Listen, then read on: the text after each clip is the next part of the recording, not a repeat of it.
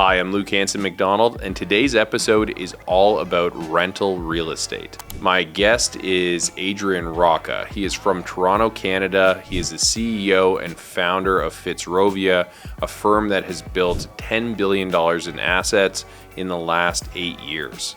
The thing I loved about this interview is Adrian was unbelievably honest about his own path and his failures. He shares how being fired from Tricon was one of the most important developmental steps of his life. Adrian is also refreshingly innovative.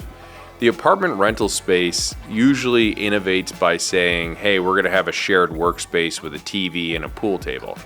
In Adrian's buildings, you have a cafe that turns into a swanky bar, giving an almost hotel-like aesthetic in the evening. Also, he even has a healthcare space where you're able to access telehealth for tenants who otherwise don't have access to a family doctor.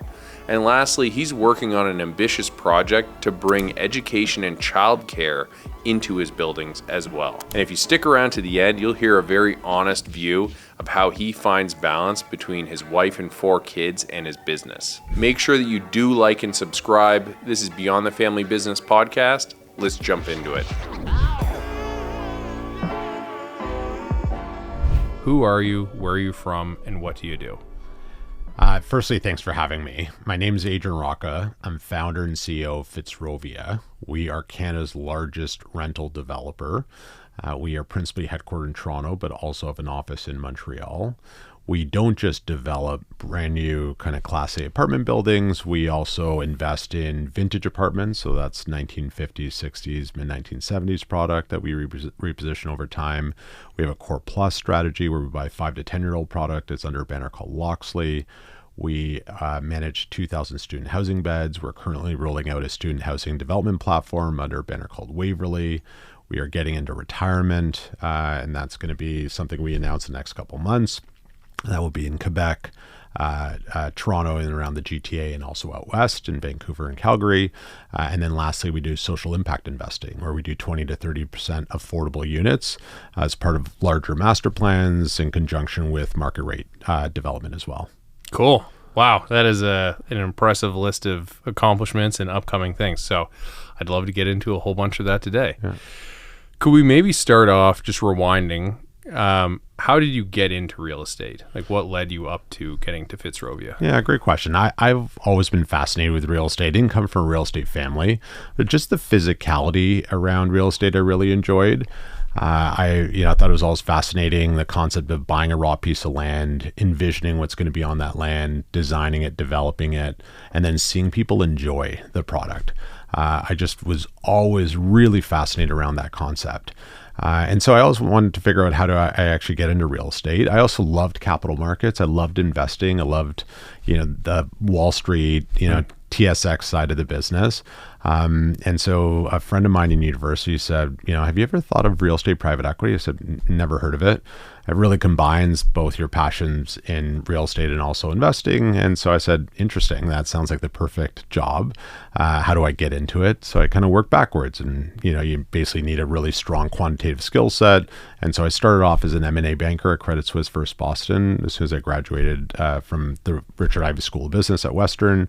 I was 4 years at CSFB, 2 years in Toronto, 2 years in London. And then that allowed me to jump over to Apollo, which is a large kind of global private equity firm. Cool. In London? In London. Yeah. Very cool. Yeah, in their real estate group. Could you explain, I hear this term all the time, and it may be a stupid question, but what is private equity real estate or real estate private equity? What does that mean? Yeah, so it's basically, it could be twofold. One could be looking at real estate companies that are public and doing a take private, where there's a lot of underlying value within the real estate itself. The second is actually investing directly in hard assets. So it could be investing in a development project. It could be investing in what they call IPP, income producing property, but you're putting the lion's share of that capital. You're backing a local operator, whether it's a developer or a property manager or an asset manager, to drive value in the project. And then there's a typical kind of profit sharing or promote structure with that GP.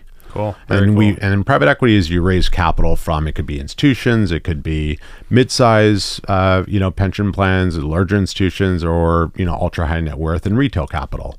And then you either do that through a fund structure or on a direct basis through a separately managed account, and you invest that capital alongside those GPs. Got it. Okay. And how long were you at Apollo? So I was there for 5 years. Okay. I was there for 5 years. I, invested as far east as Russia, down to Turkey. I did multifamily in Germany. I did an office, kind of light industrial play in Switzerland, a shopping center development in Ukraine, condos in London. So real mixed bag. I really enjoyed that experience. Yeah, very, very cool. And I love London. I was just there a couple weekends ago for a wedding. That is such a cool city. I love it there. It is by far my favorite city. My wife and I talk about it all. I would say as a city, it was really formative for me personally and professionally. My company is called Fitzrovia. It's where we live. My daughter was born there. I'd love aspirationally to open up an office in London down the road, 7, 8, 9 years down the road. But it was just an amazing city. It's a city you would think is, maybe some people think it's quite boring. And I would say the opposite. They really push design. They're really bold thinkers. I love their sense of humor. The types of conversations you have with people are just really fascinating. It was an amazing city, and it was an amazing time in my life. Yeah, no, absolutely. I could see that. I love the pub culture too, where like every block there's a, the peahen, and there's the fox and the poacher, and there's the blah, blah, blah. It's a very cool layout of a city. So then what did you do after Apollo? How did you get back to Canada? Yeah, so I wanted to stay in real estate private equity, but so the first was, my intention going to London was to be there 1 to 2 years max and then make the move back. I loved it so much. I stayed 7. My eldest daughter, Addie, was born there. And 3 weeks later, it was very much time to come back home. I think there's no better place on the planet to raise a family than Toronto. Obviously people will say different things about Toronto, but I love it dearly. I think this is an amazing city. It's an amazing country. All our social infrastructure is here, families here, friends we grew up with. Both my wife and I, that's where our roots are from. And so we wanted to come back home, wanted to stay in real estate private equity, but didn't really, know the space all that well. It's a very small space in Toronto. It's a small space generally in every kind of major global city, but especially Toronto. And then a friend of mine who worked at a company called Tricon said, why don't you come in and meet the management team? I did, and it quickly led to a full-time offer. Cool. And what's Tricon do? So Tricon at the time was a very small publicly listed asset manager. I'd say legacy business was real estate private equity, more in the land and home building side of the business. Then they built a very large single family rental portfolio, about 35,000 units. And then recently were taken private by Blackstone. So they also did multifamily, which I started and ran their multifamily practice in Canada, which we could get into. And then also manufactured housing in the US, which is on the low end. If you think about manufactured housing, it's really trailer parks. On the high end, I would say it's affordable gated communities where modular homes would be owned by residents, and then you own the infrastructure, the dirt, and rent those pads on a monthly basis to homeowners. Oh, wow. Yeah. So a whole other set of experience at that firm as well. Yeah. And then where did you go from there? So basically I get fired from Tricon. And so I'll kind of talk about that. Sure. And I, wear it like a badge of honor, but it didn't feel that way at the time. I loved what I was doing. I was infatuated about building purpose-built rental. I thought the concept around, like I said, finding a raw piece of dirt, envisioning what's going to be on that dirt. No one was doing it at the time. We were very much cutting edge, leading the industry. And I thought that was a really interesting point in time in my career. I wanted to do it. I wanted to build a really great team with some great culture and have support by large institutional capital partners to build out this platform. So we had 3 towers under development, about, call it 1,000 units. Again, very early days. And then I was also building their manufactured housing division in around the Phoenix MSA and then up and down California. But I would say black, and my boss would say white. We're just very different people. He's a great guy. I'm very thankful of the seat he put me in. The intention was to actually find a head of development to run that program and take more of a private equity approach to moving on to another business to build out on behalf of of Tricon. And we couldn't find a head of development. So the chair and CEO said, "You're the head of development. We trust you. We really appreciate your thought process and how you think about the asset class. And so we're going to make a call and bet on you," which they did. I'm very thankful for that. So built out, the experience, the investment thesis, where we're going to target, how we're going to operate, how you drive value in this market. It's all about speed of execution. It's using your size and scale to your advantage, and it's innovating and creating a customer first approach to multifamily, which really didn't exist in Canada at the time. It was very much a archaic business, I would say. In some cases it still is. It definitely, trails behind, what they're doing in the US, but we're getting very close in terms of product. But he would say black, I would say white. I got to the point in my career, I just didn't want to, get approval for the color, grout in the bathroom tile. I just didn't want to do that after 20 years. I wanted to make my own calls, and that's not what he wanted. And so I was not the CEO, and I was let go. I was devastated. I remember coming home. It was kind of my oh shit moment. My wife was just expecting our second child. We just bought a home. I have 4 wonderful children now, but we just bought a home. We had a healthy mortgage, and and those pressures were real.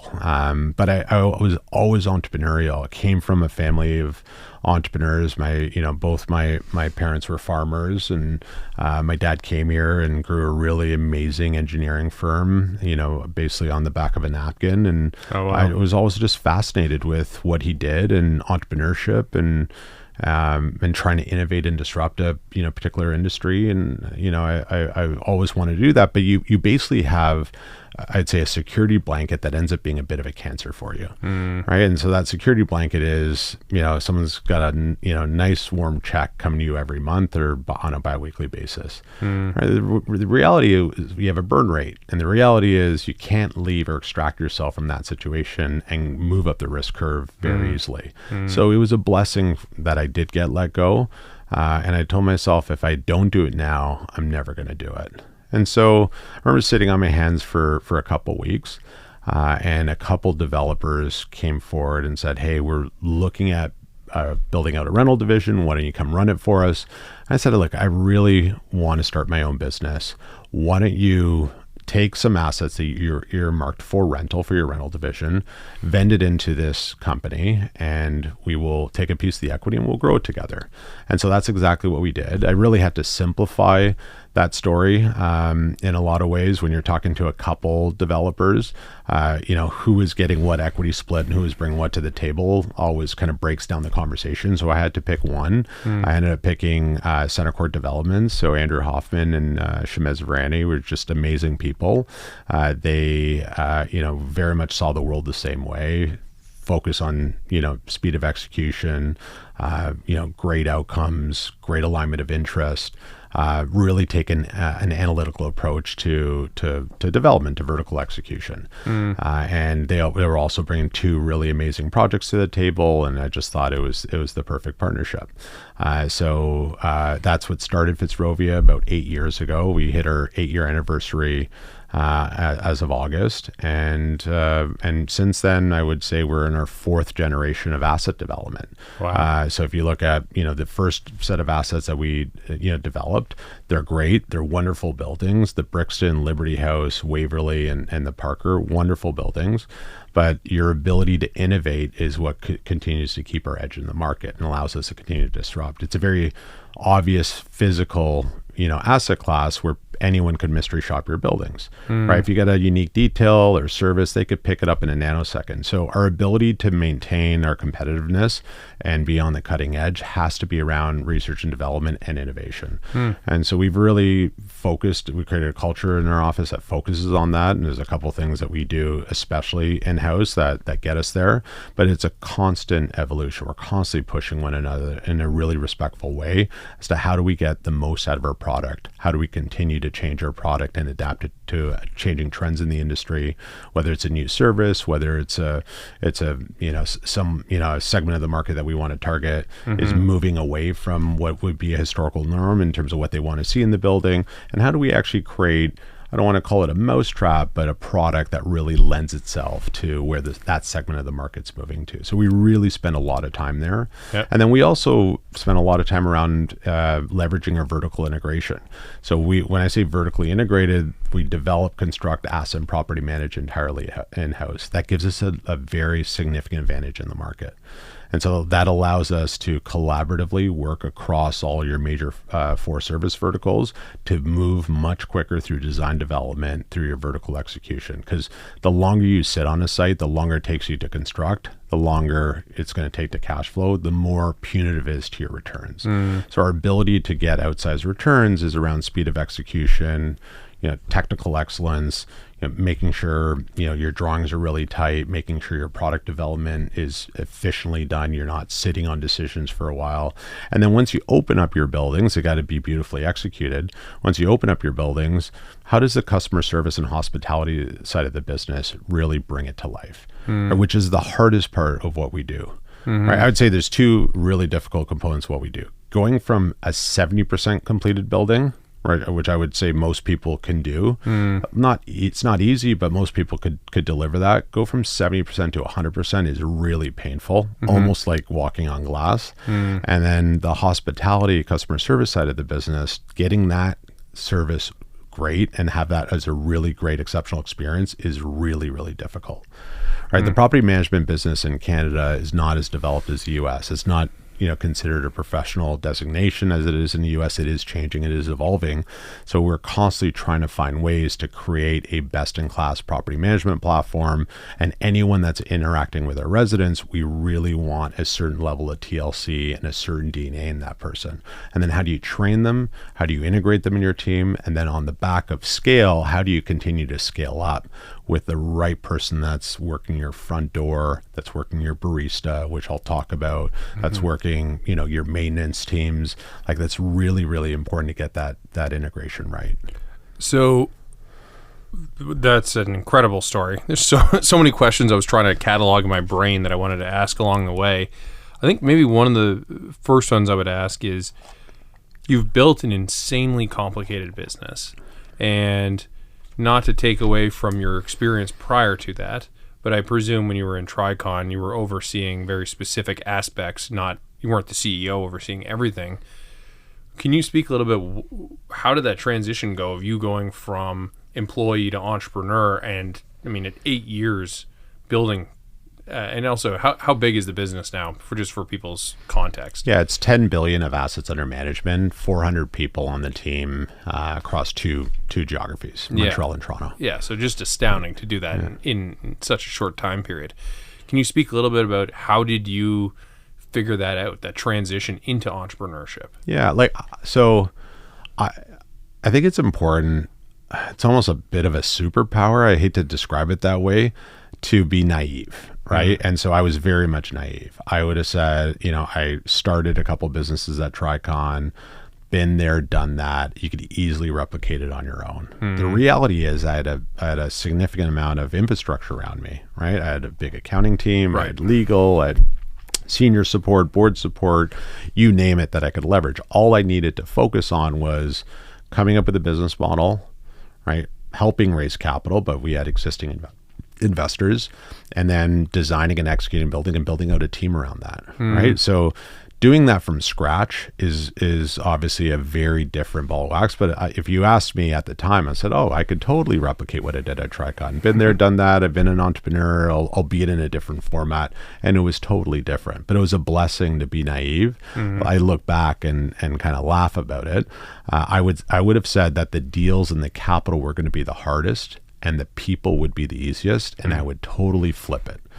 The deals in the capital have actually been relatively easy. The people have been by far the hardest, especially in the first 3 years. It was incredibly difficult to find the right people that you need with the right DNA that believe in your vision. That vision is quite clear, was quite clear in my head.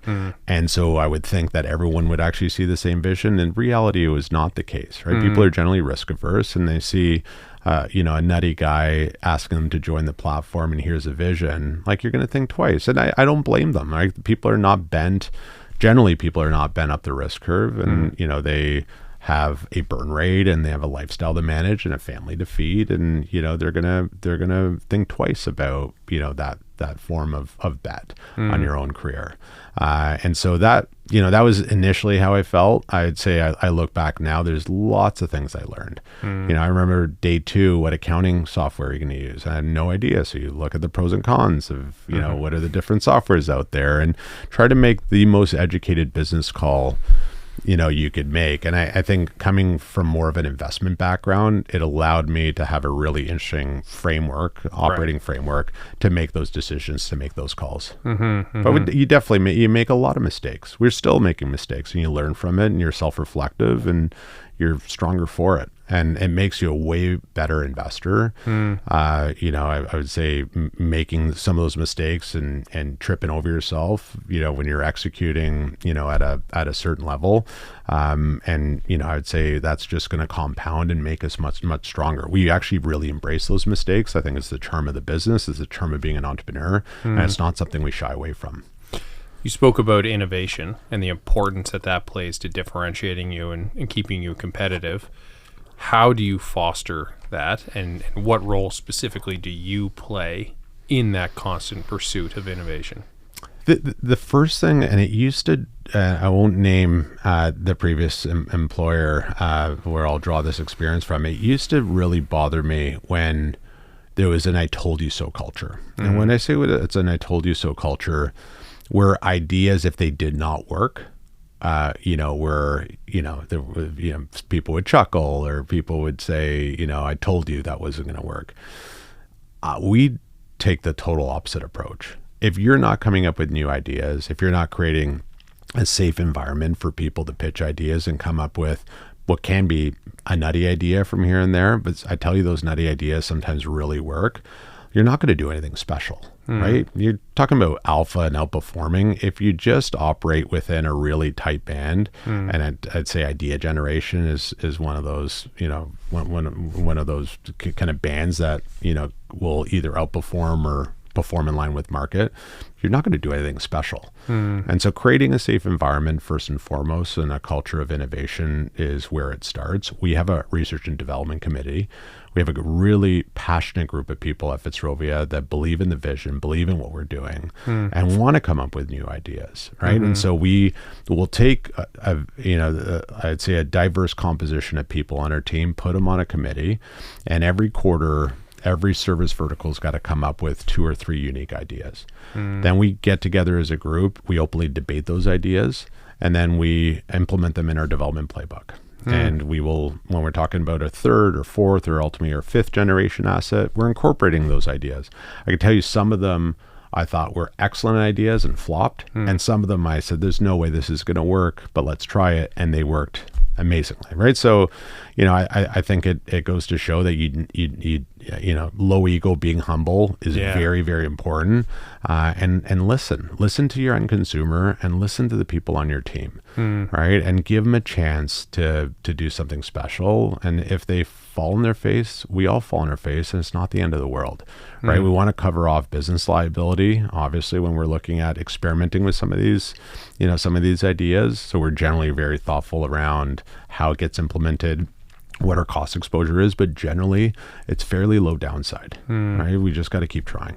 Oh, that's a great answer. And humbleness is exactly what I was thinking as you were talking, and the experience you had of being let go by Tricon, and then that led to such an important growth cycle in your life. It obviously resonates through you now, where you seem to have that same culture in your business. It's okay to fail. Yeah, like I remember, it's embarrassing to talk about it now. But first project, which was the Selby, which is a 50-story rental tower at Bloor and Sherbourne, and it was 5 white males, me being the lead around the table talking about. I remember making the comment that I haven't had a bath in 20 years. No one has baths anymore, right? Like, why don't we eliminate all the bathtubs and just flip them to really nice showers? Well, the reality is 50% anecdotally of our target resident is going to be female, and a high propensity of females like to take a bath. Or if you're going to target young families with young kids, they want a bathtub, right? So when you got the feedback from the leasing staff, they're scratching their head, how could someone delete all the bathtubs? You own those ideas, right? And so the composition of who's around the table making design decisions and implementing our playbook and how that playbook's going to evolve, it's really important for us to not feel like all the answers. I feel like a lot of developers end up getting themselves in a little bit of trouble because they feel like they need to know every single answer. They know every single answer. They know what people want.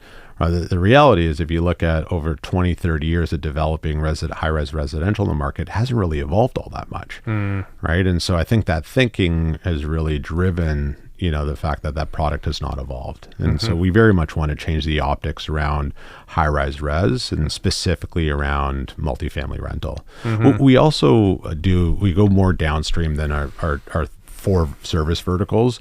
We have our own school, actually, that plugs into our young family buildings. So we'll be one of the larger private school operators in the city in the next 5 years. So we'll have 6 schools that open up. And our view is, if you're going to go after young families, you have to figure out the on-site school solution. Schools are at their capacity downtown. And I did not want to get involved in red tape dealing with the city. So we wanted to bring, that function in-house. So we hired a really amazing head of school that we built a program around. We also run our food and beverage lines, which are really helpful to animate our front of house experience or lobby experiences. So if you think of a Condo hotel, which I'm fascinated by the hotel business, they have their lobby bar, and the lobby bar is animated at night, and you're meeting ideally the guests for that evening and creating a very short-term strong sense of community. Well, we want to elaborate on that, and so we created what's called Tendine. We have 3 coffee shops that flip into cocktail bars in the evening at 5:00. We have light food attached to that. We just got named by the Food Network as the number 2 coolest coffee shops in the city, and 3 will be 9 coffee shops, cocktail bars in the next 2.5, 3 years. Oh, that's super cool. Yeah, that gives a little bit more color what you mean by innovation. So you're really taking pretty significant, I don't want to say risk only, but that's very, very different from, like, sometimes if I talk to a developer and they say, oh, we're innovating, it's like, oh, I have a pool table in the social area. You know what I mean? Whereas you're actually going full bore and coming up with very bespoke innovations. That's super cool. Yeah. Another one, we have a healthcare partnership with Cleveland Clinic. So awesome. Top 2 global hospital. And so all of our buildings have what's called a Cleveland Clinic virtual center in them. Most of our buildings have a high percentage of new immigrants. They struggle to get access to healthcare or GP. And so if they're feeling sick, we want to take care of them. So we have a structured deal with Cleveland Clinic. They'll see a doctor, nurse, or practitioner within 2 minutes, and they'll send them a virtual prescription if they need one. And so about 25% of our residents have used it. So we're constantly trying to leverage technology and services and finding symmetrical brands that fit with our end consumer that we could partner up with over time. What a smart idea. I know Mike Kessel from, I go to Cleveland Clinic once a year, and their 24-hour remote service is incredible. Mike's fantastic. He's one of my favorite people on this planet. He's such a nice guy. So maybe I could pivot from there to just move back up to sort of 10,000 foot view. Why rental? You're focused specifically on rental. You don't do condos, I believe, right? We don't. So why do you focus on rental? What do you love about it? Yeah, so a couple things.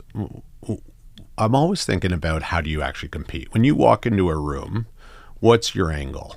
How do you compete, right? Are you going to do what everyone else is doing, or are you going to be able to find an edge or a gap in the market that you're able to create a product or a service around? I'm always trying to think about that. And, when we started the business, everyone was focused on condo. There's, 50 to 100 condo developers in the city, various, shapes and sizes. And so you could have made a lot more money developing condos for a long time. Right, there's a structural benefit with the pre-sales and the deposits you're able to secure. You reduce your equity check by 50 to 75%, and so you can generate much higher returns by doing condo. But I also saw a lot of institutional capital that was looking for multifamily rental. They like inflation protection, a long-term steady Eddie income stream, and so I thought, well, maybe we could create a fully vertically integrated platform that speaks their language, and you could create platform value versus maximizing project level profits. You could create more platform value and be a first mover in the market. And eventually the market's going to shift over time. Like if you look at what was happening in the US, the lion's share of high-rise res is purpose-built rental, whereas it would be flipped in Toronto and Canada. The vast majority of high-rise for a long time is for-sale housing, specifically condo that's sold to, in some cases, investors or owner-occupiers. And so our view is let's create, for 5 or 10 years, a platform that just lives and breathes rental. And if any institution or anyone that wants to invest in housing wants to invest in rental, we'd be at the top of the list because we have all 4 service verticals. We are a widget manufacturer in our business. We know our business cold. Our access to data is really strong, and we're going to be able to always outperform anyone else that's looking to get into the business. And then I also, when I came back from Europe, I saw a lot of people renting in Europe, and it was okay to rent, right? Like if you look at a place in Germany, which I covered, 70% of homes actually, of households actually rent versus buy. Right, the percentages are completely opposite or flipped in Canada. And I felt like there was a negative stigma around renting. I also looked at the product, which didn't evolve at all, and there's this really archaic, view on what the product was. And I thought there's a really interesting, more kind of mission around eliminating the stigma around renting. I thought that was a really powerful message, and I thought you could come in and disrupt the market that, again, hasn't really evolved over time and create really unique product. And if you're really passionate about that product, I would say that this about anything you do, right? If you're obsessed by it and you're thinking about it 24 hours a day, you're going to be able to do something really special, right? Whether it's, taking out the garbage or doing something really sexy in the tech space, you're going to be able to outperform. I'm a firm believer in that, right? And so I've found my passion, thankfully, and loved what we were doing. I was obsessed by it. I dream about it still. I think about it all the time. And so you're gonna be able to create a concept that I think works over time. Not to say it's always going to be a straight line. There's not going to be headwinds. We got a lot of headwinds right now in the market, but I think over time you'll get paid for it. And at the end of the day, I think spiritually and emotionally, it's incredibly fulfilling. And so for those reasons is why I got into rental. Great answer.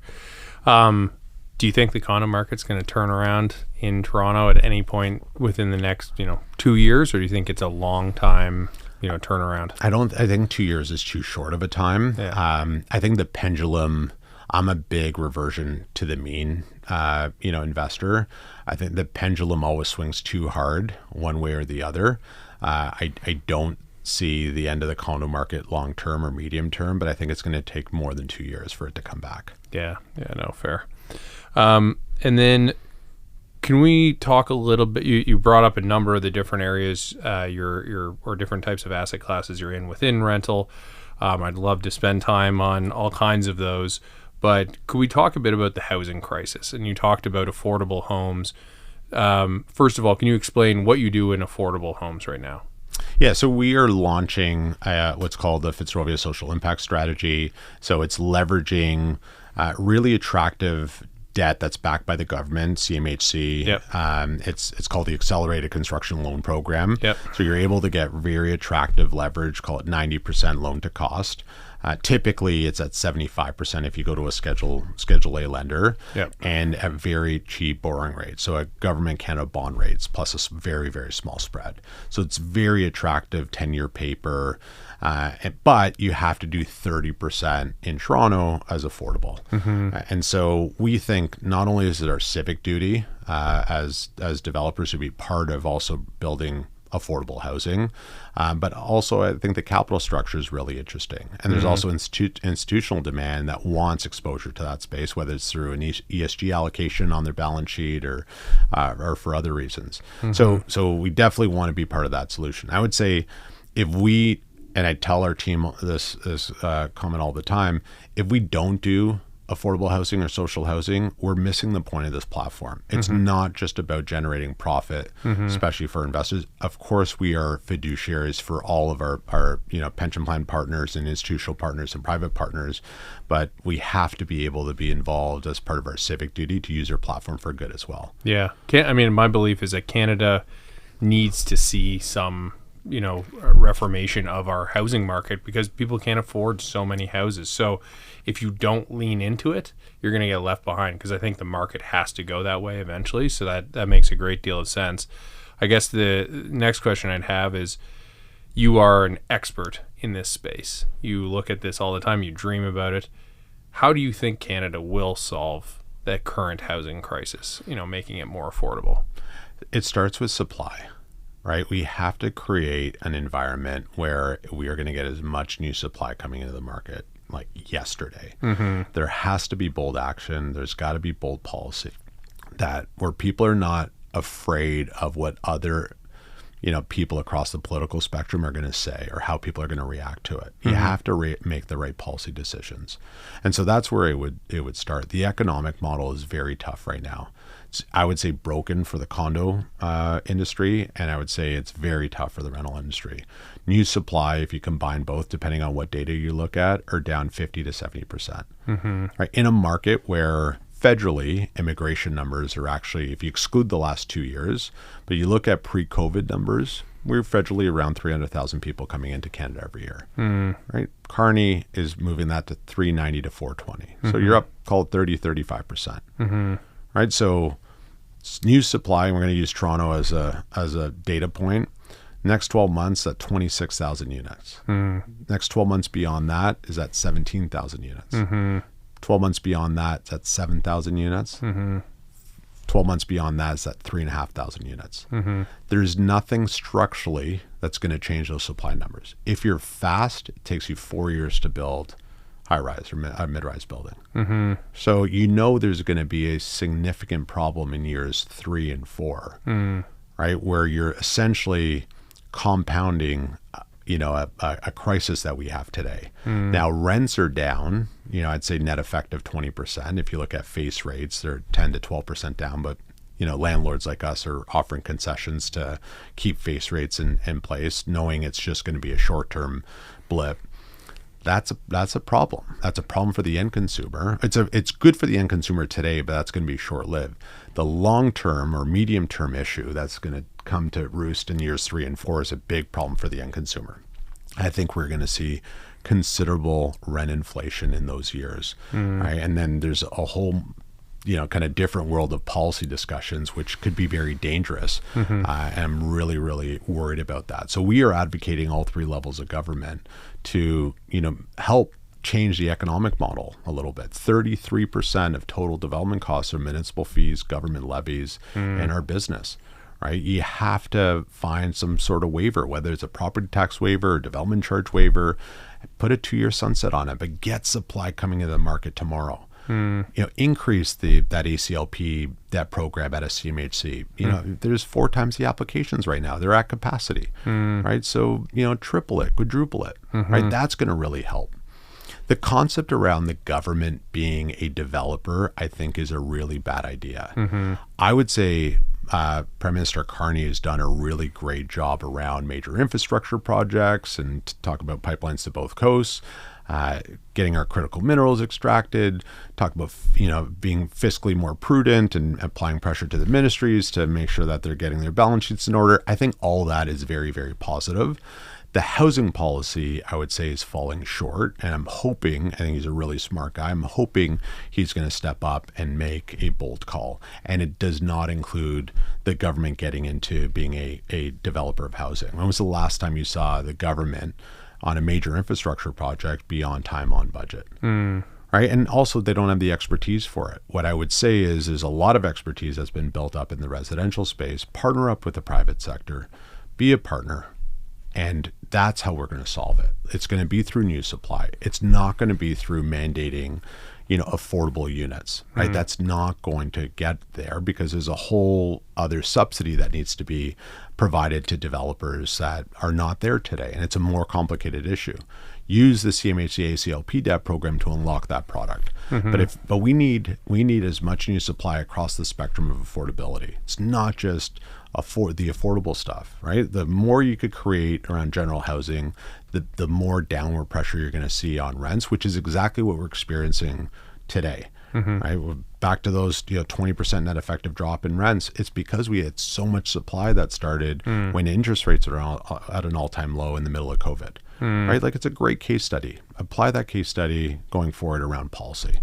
And our neighbors to the U.S. have done a wonderful job historically around creating new supply when the market needed it, especially in the Sun Belt. It's around government, rolling out these tax waivers, whether it's a property tax abatement or, any form of development charge waiver, that really got the market moving. The playbook's there. It's a fairly easy concept. There's only a couple levers you could pull. And so I'm hoping the government's going to step up. All three levels of government will step up together. Speaking of government, one of the big things Carney's been talking about is the importance of prefab homes or modular homes, building supplies. You're a big innovator. What role do you think that plays in, solving this crisis? It's big, but that's a complicated segment of the market. But it's big, and we absolutely should invest there. I think building codes need to be refined, embracing modular housing. We did a very large, call it very large in context of modular, 56 unit building with a company called Stubbies at Bloor and Dufferin. We're able to cut our production time basically by 40% by doing that deal. Right. But it took a while to actually get the city to step up and approve it in terms of the building code.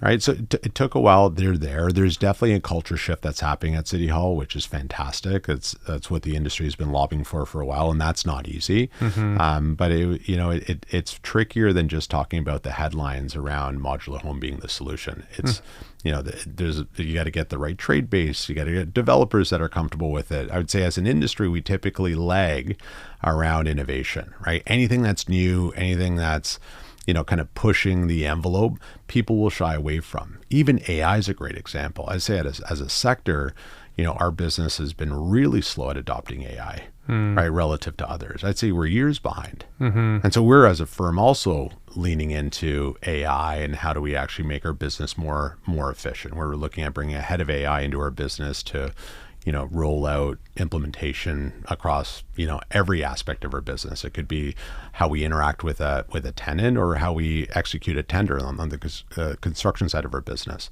and everything in between that. We're running out of time here. I got time for two more questions, and I'm going to tie it back around a bit more to the family side of things. So first question is, you mentioned your parents were hardworking entrepreneurs. You've become an incredibly successful entrepreneur. What is a standout lesson from your father or your mother that you think has become a big part of how you operate? Yeah, it's a great question. I'm a big believer, wear your heart on your sleeve, right? And be transparent, be open book, be very deliberate around your decision making, and be very open around why you're doing, X, Y, Z, and why it's really important to you. Invest in people. Like, at the end of the day, the team is not your family. Invest in them, show them the love and the TLC. But at the end of the day, the concept, which I'm sure you've heard, like the concept of a business being a family is makes no sense to me, right? Like, when are you ever doing 360 reviews, sitting down and cutting bonus checks? Terminating, if you can't terminate a family member, right? But it's the reality of it. But treat people with respect, show them the love, invest in them like you would invest in anyone else. And really kind of think big. And I feel like especially my dad, really taught me that at a young age. And I also find the emotions are quite quite wide. So the highs are incredible. The lows are brutal. Being even keel and controlling what you can control is incredibly important. And not being overjoyed when things are going great and not being too down when things are really sluggish. And it's really trying to thread the needle around emotions is something that I always take back. And I always find, the concept around, sorry, I'm throwing a lot at you. It's all good. Is like everyone's struggling in their own way, right? Every person you come across is struggling in their own way. Yeah. Put yourself in their shoes. Yeah. What are they trying to achieve? How do you help them? I'm a big fan of karma, right? Help someone and karma will come back to you, right? Even if it's a selfish it makes you feel good. If it's as simple as that, that's okay as well. But just help people, it will come back to you in spades. People will have a vested interest in your success. And the more you can do that, I feel like the more positive energy is around you, and the better it is in terms of your career progression or building a business or anything you do in life for that matter. Oh, great answers. Last question. You mentioned at the start you have 4 kids, which is incredible in itself. I have 2, so I can imagine how complex 4 is. But you have 4 kids, and you had 2 of them since you've started this business as well. So you have a very big family that you've been growing while you're growing the business. How do you find balance as a leader of a fast-paced, innovative, complex business and still have time to be, a contributing father to that family? Yeah, look, this is a question I struggle with. I think a lot of people struggle with.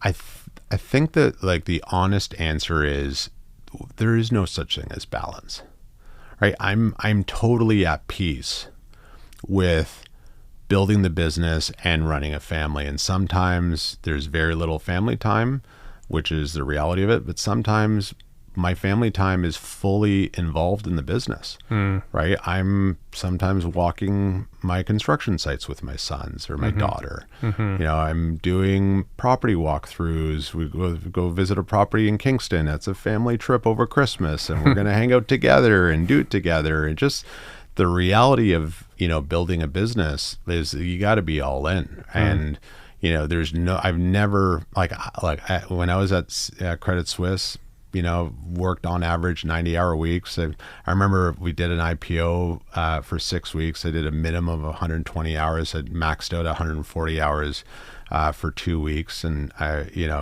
was really, really tough. I have never worked harder than at, building the business at Fitzrovia.